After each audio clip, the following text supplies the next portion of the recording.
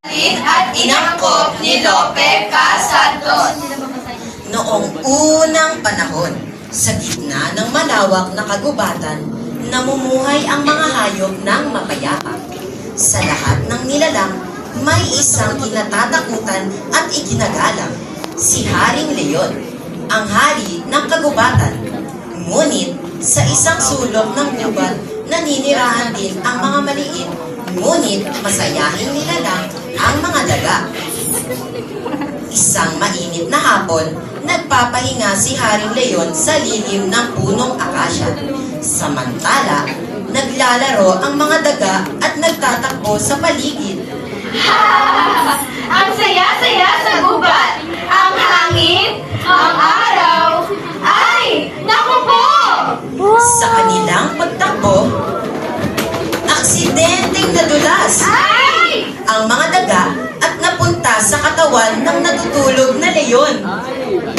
Sino ang nanggising sa akin? Patawad po! Mahal na hari! Hindi ko namin sinasadya. Kami po ay naglalaro lamang. Isang tulad mo? Magkakataong ito, hayaan na kitang mabuhay. Maraming salamat po! Balang araw, makababawi rin po kami sa inyo.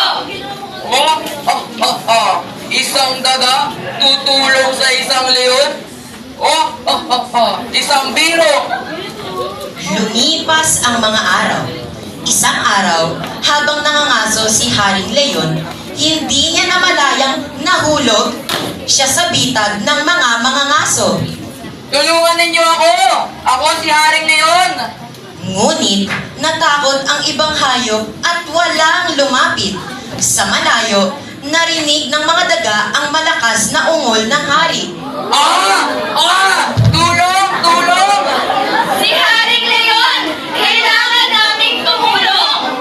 Mabilis na tumakbo si daga at nakita niyang nakabitin ang leon sa isang lambat. Huwag kang mag-alala, Haring Leon. Tutulungan ka namin.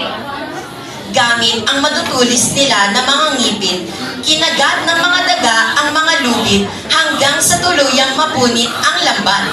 Hindi ko akalaing kayo pala ang niligtas sa akin munting daga. Tulad ng sinabi namin noon, maliit man kami, kaya din naming tumulong. Mula noon, naging magkaibigan ang leon at ang mga daga. Sa buong kagubatan, kumalat ang aral ng kanilang pagkakaibigan. Ang kabutihan ay hindi nasusukat sa laki o lakas. At tandaan, ang kabaitan ay bumabalik. At kahit maliit ka man, malaki ang iyong magagawa.